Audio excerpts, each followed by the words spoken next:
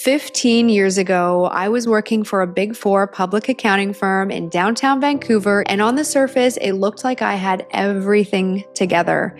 I had this career that was incredibly successful.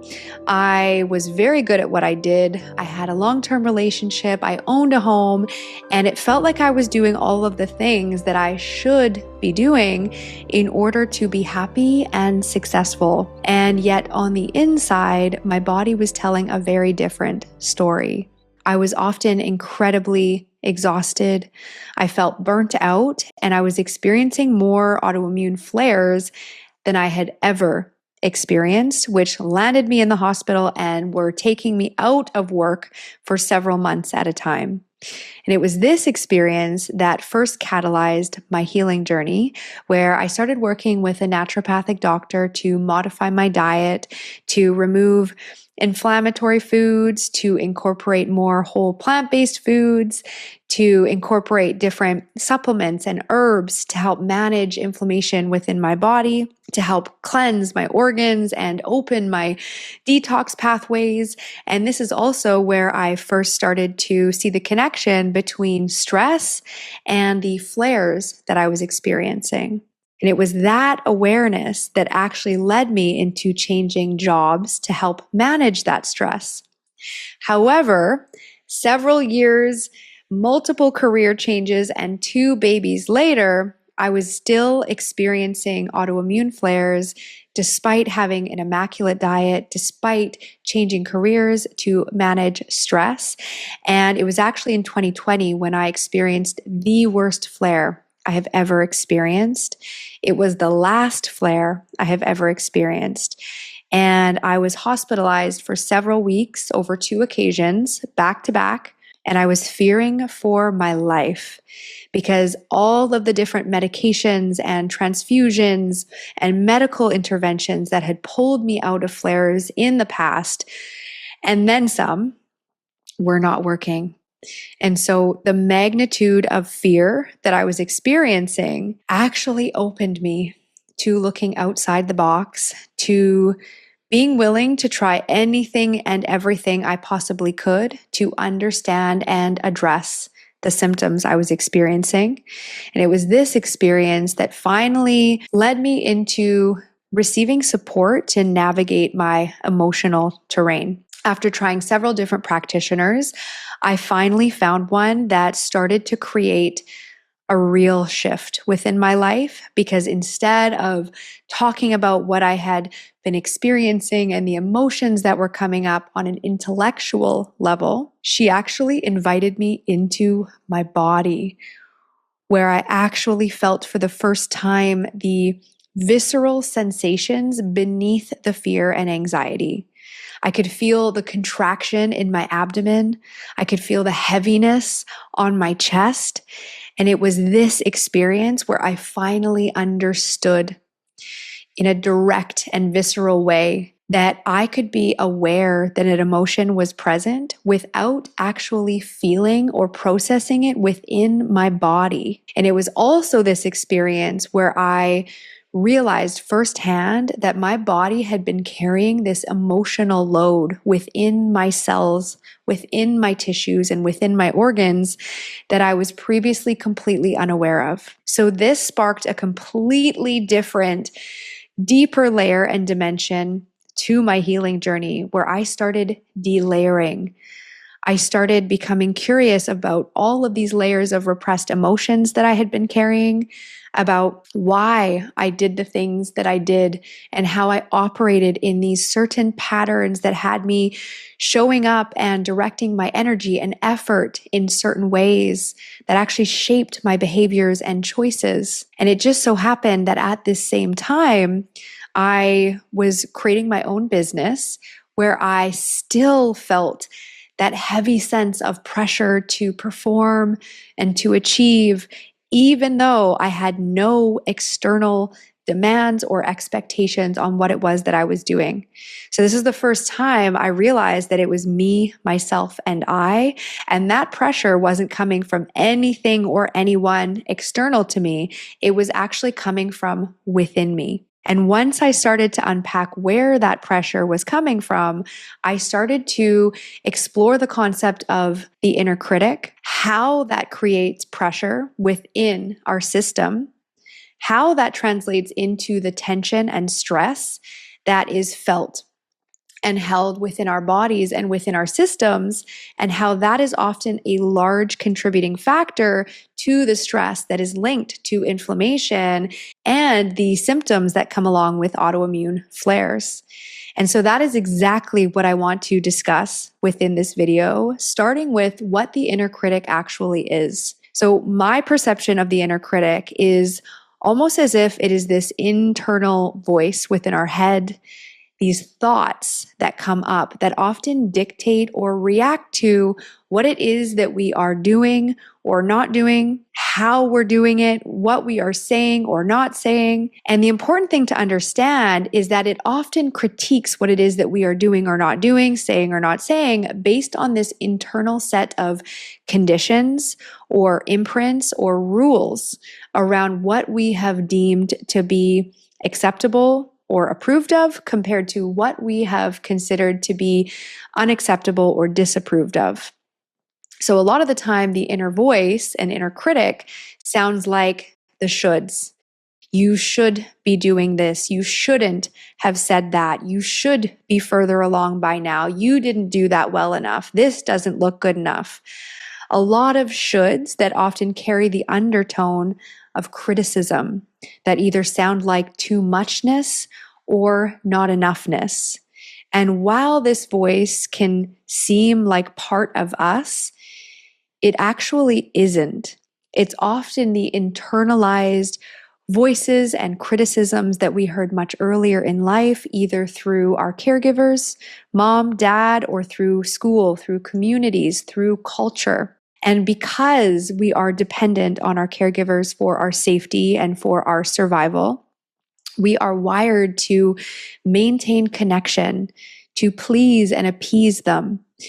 And similarly, we are wired to maintain belonging within our community, within our culture, because historically our safety has depended on it.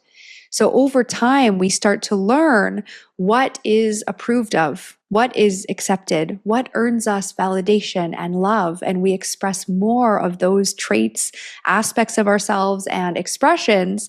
And we also learn what is disapproved of, what is shamed, and even what is punished.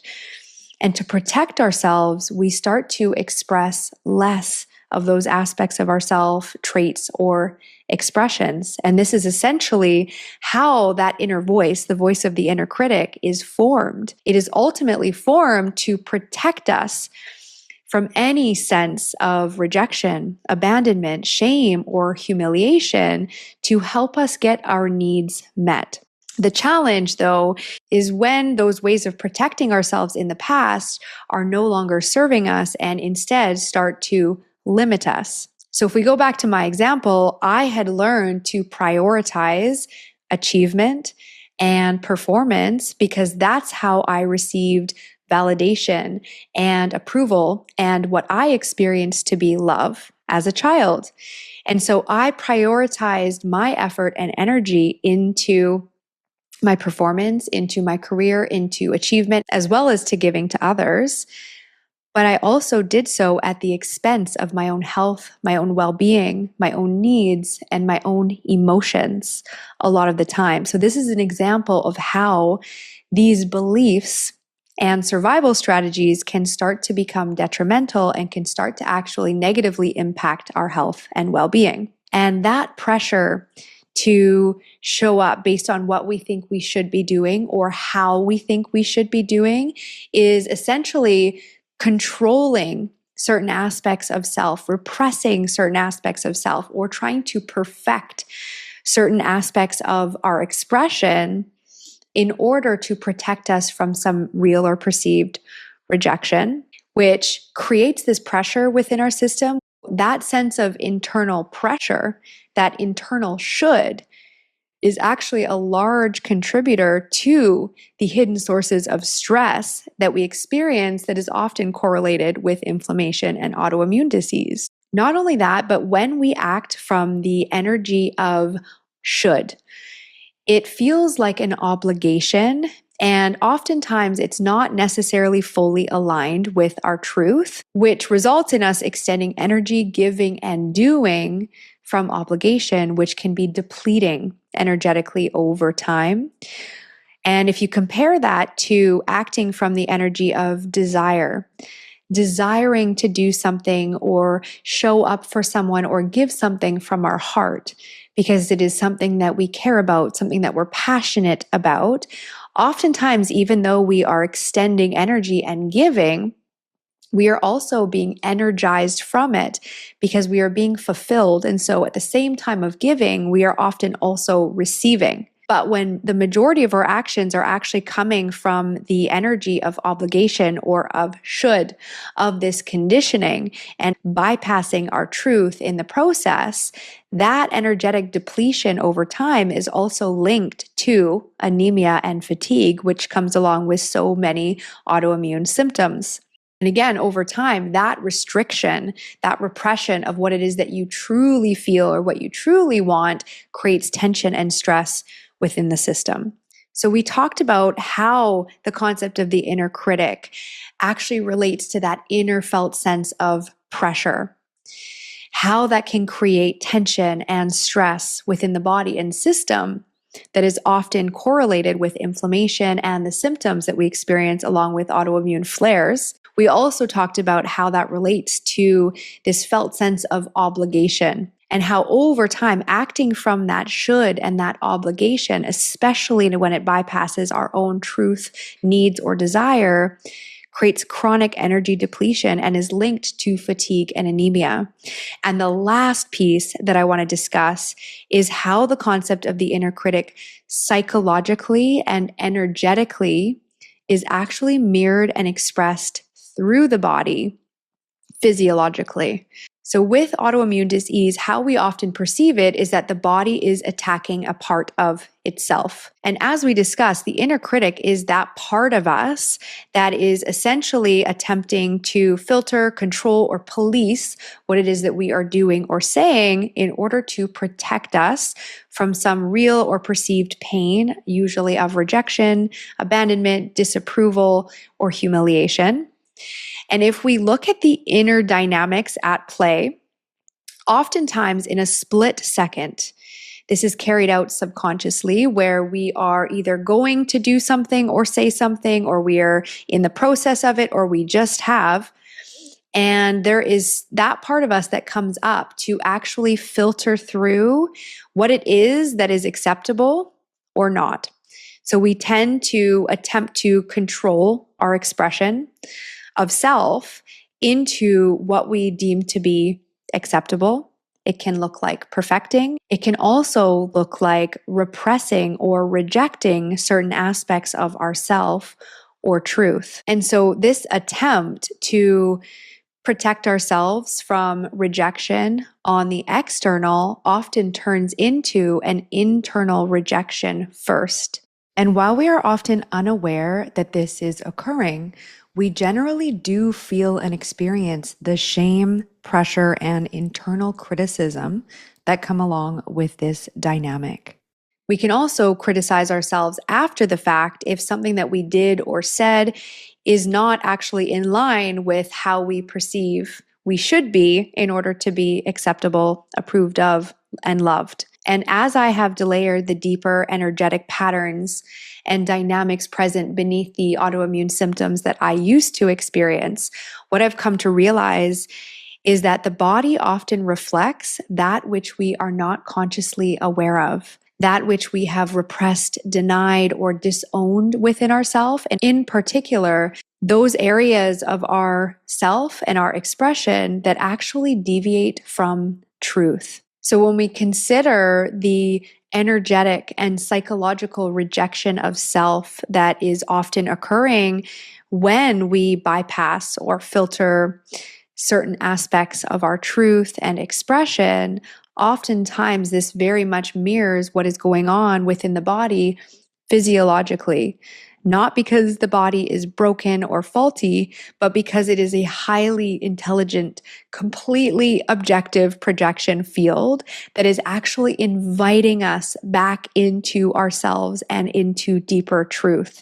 So often, there are much quieter symptoms that either appear within our life as conflict, as these quiet knowings that we need to slow down, that we need to tend to something within ourselves, which then often turn into quieter symptoms or signals or aches or pain within our body.